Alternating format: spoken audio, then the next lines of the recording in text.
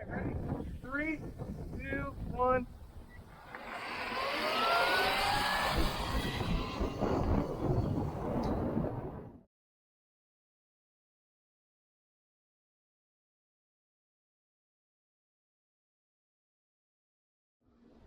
Okay, we're going max speed on the Champ versus max on the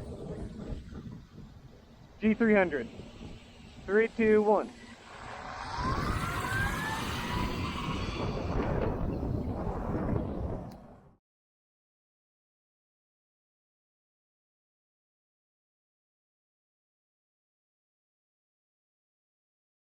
Well guys, as you just saw from the drag race we had, this is the Champ Superhuman. The factory says this one has 8.4 kilowatt peak, 3 kilowatt standard rated motor. And we did 2 races there. One is standard mode. It has 3 modes, eco, standard, and sport.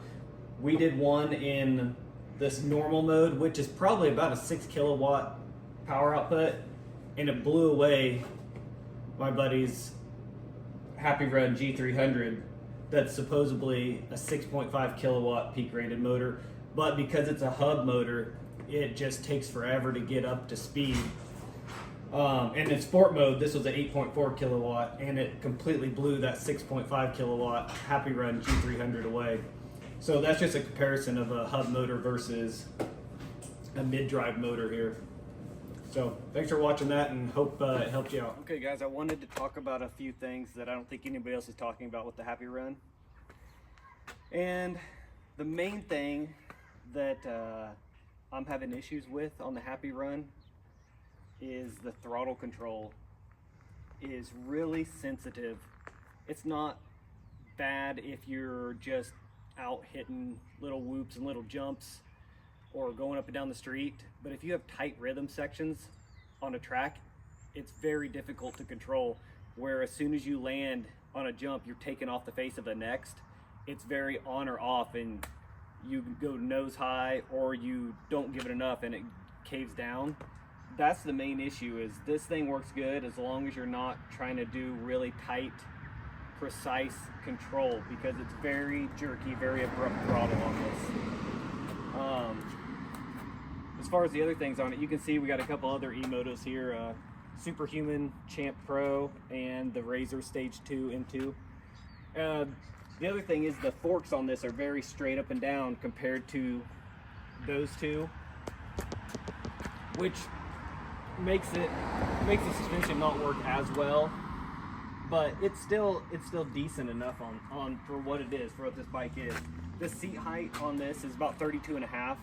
Those are about 33, so it's a little shorter, but I'm a 6-foot person and I stand right over it. The suspension's pretty soft. It sinks down pretty far, but it does its job. The brakes seem to do their job on here. I mounted the screen down low because if you wreck and the screen's up here, it's gonna be the first thing to go. A little harder to see, but in my opinion, it's a safer way to do it. A couple of the issues I had with it, here, come over here and get this. I had some paint chips when it came in, and the rear fender back here is broken when it came in.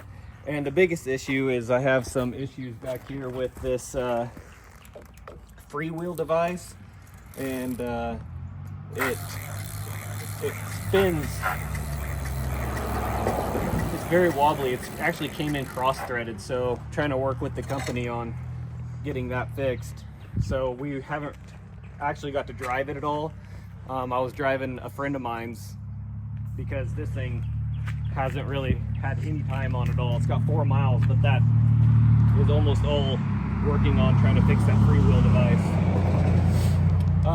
I'd say if I were to keep it and get it all fixed, I would definitely put a full throttle on. You can get them for about $15 on Amazon, and get rid of these weird handles. I also switched the brakes over because I want it more like a regular E-Moto. I don't like the front brake being over here, so I kept the front brake.